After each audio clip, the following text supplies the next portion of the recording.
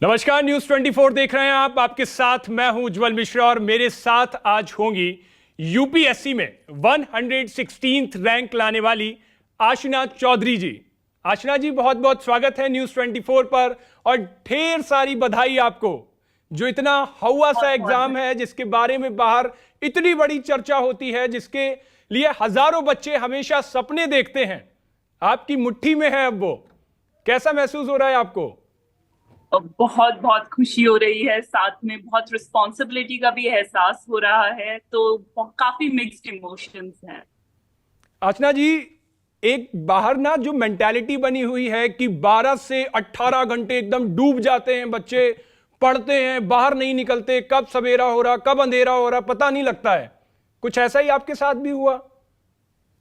मेरे साथ बहुत कुछ मैं ज्यादातर रिलेट नहीं कर पाऊंगी इस बात से, क्योंकि मैंने 6 से 8 घंटे ही पढ़ाई की मैक्सिमम। जी। क्लोजर टू एग्जाम्स वो 12 से 14 घंटे हो जाता था, बट यूपीएससी स्पेसिफिक प्रिपरेशन मेरी मोस्टली 6 to 8 आवर्स रही। मैं यूपीएससी स्टैंड अलोन नहीं कर रही थी, मैं मास्टर्स के साथ इसको कर रही थी, तो फिर मुझे थोड़ा अपना ध्यान उधर भी डालना पड़ता था। तो मेरी प्रिपरेशन तो मेरी किताबों के साथ जो टाइम स्पेंड हुआ है वो जी। 13 to 14 आवर्स जरूर हुआ है, but UPSC specific 6 to 8 hours ही रह पाया है। उसके साथ साथ आप क्या कर रही थी?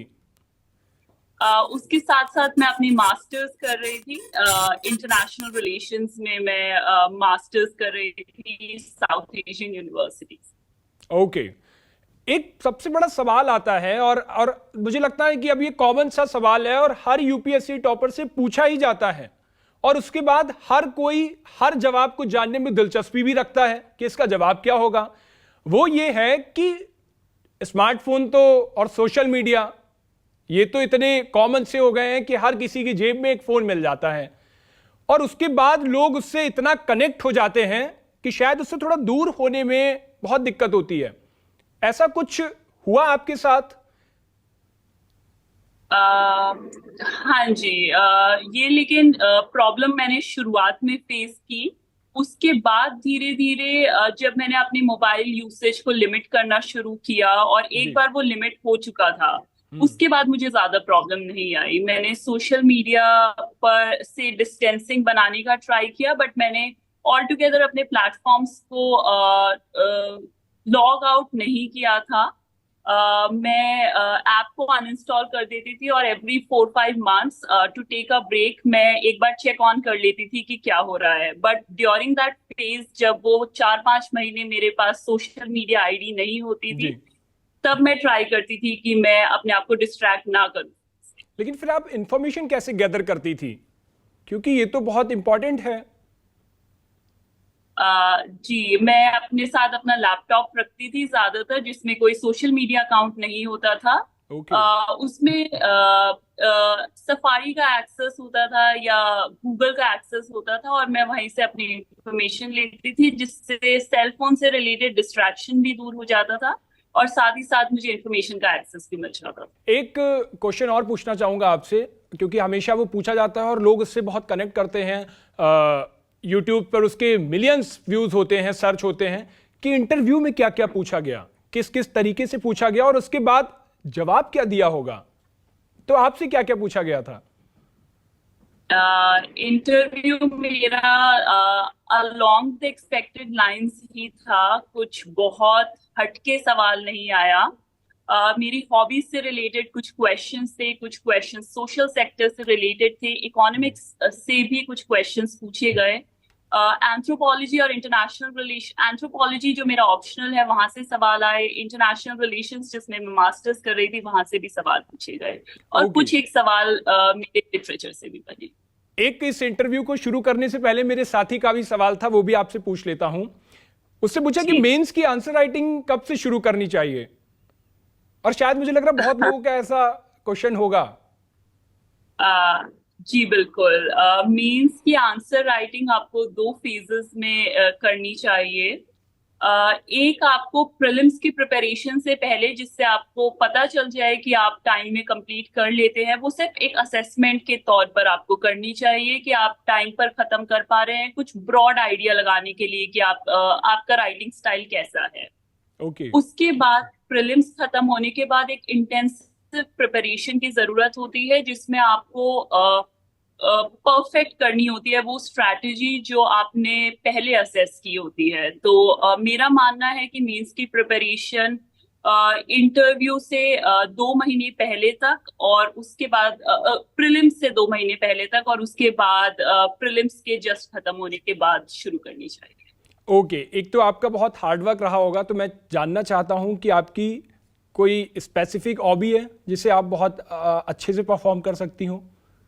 मेरी hobby related to physical exercises है, तो मैं योगा आसन्स बहुत करती हूँ, मैं जॉगिंग काफी करती हूँ, रीडिंग भी मेरी एक हॉबी है।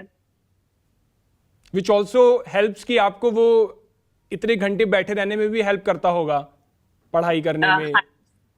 हाँ जी, बिल्कुल। ओके, एक आखिरी क्वेश्चन आपसे पूछना चाहूंगा कि एक बड़ा सवाल ये है, और कभी कभी मैं भी सोचता हूं कि मैथ को लेकर के बड़ा हुआ है बाहर, कि मैथ जिन बच्चों को नहीं आती है, अब वो डर जाते हैं कि मैं यूपीएससी की तैयारी करूं कि ना करूं। तो मैथ अगर किसी की वीक है तो यूपीएससी देखने का मतलब सपना छोड़ दे क्या वो, ऐसा कुछ है?